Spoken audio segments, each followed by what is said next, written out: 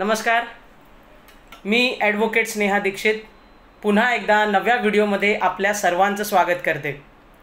मित्रांनो, दोन्हीकडनं जर इंटरॅक्शन राहिलं तर ते कधीही चांगलं असतं, हो की नाही?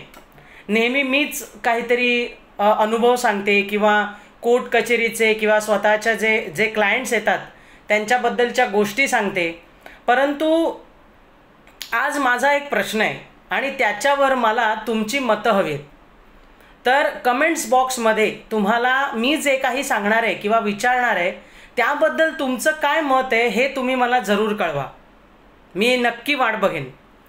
माझा प्रश्न असा आहे, बघा, कुठलीही महिला जेव्हा कन्सल्टेशन करता ऑफिसला येते तेव्हा एक बेसिक क्वेश्चनरीज किंवा बेसिक प्रश्न आम्ही तिला विचारतो, म्हणजे मी तिला विचारते।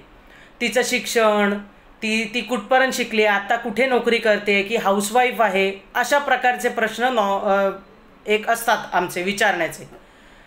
माझा असा एक प्रश्न आहे की मुली पटकन सांगून देतात जर त्या हाऊसवाईफ असतील तर, नवऱ्याकडून परमिशन नाही आहे किंवा सासू सासऱ्यांनी आम्हाला नोकरी करायला सांगितलेली नाही आहे, अशा प्रकारचे जेव्हा वाक्य मी त्यांच्याकडनं ऐकते ना, तेव्हा मला असा प्रश्न पडतो की कॉलेजचं हे जे ग्रॅज्युएशनपर्यंतचं किंवा पोस्ट ग्रॅज्युएट काही शिक्षण असू दे, ते तुम्ही आईवडिलांच्या पैशांवरनं घेतलं की नाही?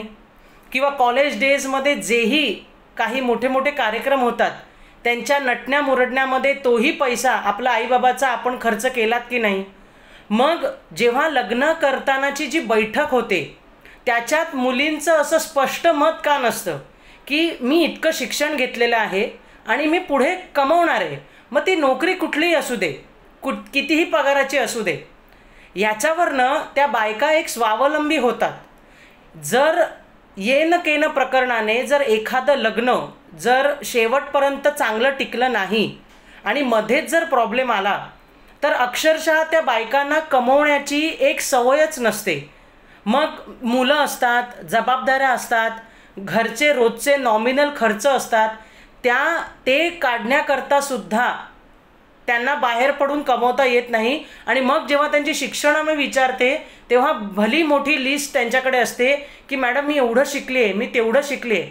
मग हा जो आईबापाचा पैसा आज जो तुम्ही शिक्षणाकरता घेतलेला आहे तो तुम्ही नोकरी करण्याकरता त्याचा वापर का करत नाही? मग तुम्ही काही करा ना, बिझनेस करा, एखादी नोकरी छोटी मोठी करा। कारण 35-40 मध्ये जर लग्नाचे प्रॉब्लेम्स आले, लग्नात तुमच्या प्रॉब्लेम आले, तर त्या बाईचं एज असं नसतं की तुम्ही कुठेही फ्रेशर म्हणून नोकरी पकडू शकता। कारण नोकरी पकडताना काही कॅटेगरीज असतात ना, त्या वयामध्ये जर बायका बसल्या नाहीत तर तुम्हाला नोकरी मिळत नाही। मग कुठली तरी मनाच्या विरोधात तुम्हाला दुसरी कामं करावी लागतात। मग अशा प्रकारचे प्रॉब्लेम्स होण्यापेक्षा आईवडिलांचा पैसा हा जो तुम्ही कॉलेजमध्ये वापरताय आपलं शिक्षण करण्याकरता किंवा आपण स्वावलंबी होण्याकरता, तर मग बैठक लग्नाची करताना हे स्पष्ट मतं मुलींची असावीत की आईबाबा किंवा तो होणारा नवरा की माझं आयुष्य हे ओट्यावरच पोळी भाजी करण्यात फुकट जाणार आहे किंवा त्याच्यात मला आनंद मिळणार आहे की मी नोकरी करून माझ्या नवऱ्याला साथ देणार आहे, हो की नाही? तर मला तुमच्याकडनं ह्या प्रश्नावर उत्तर हवी आहेत। तुमची जी काही मतं असतील ती मला कमेंट्स बॉक्समध्ये जरूर सांगा की मुलींनी काय करावं, हो की नाही? तर मला जरूर सांगा की तुम्हाला काय वाटतं। धन्यवाद।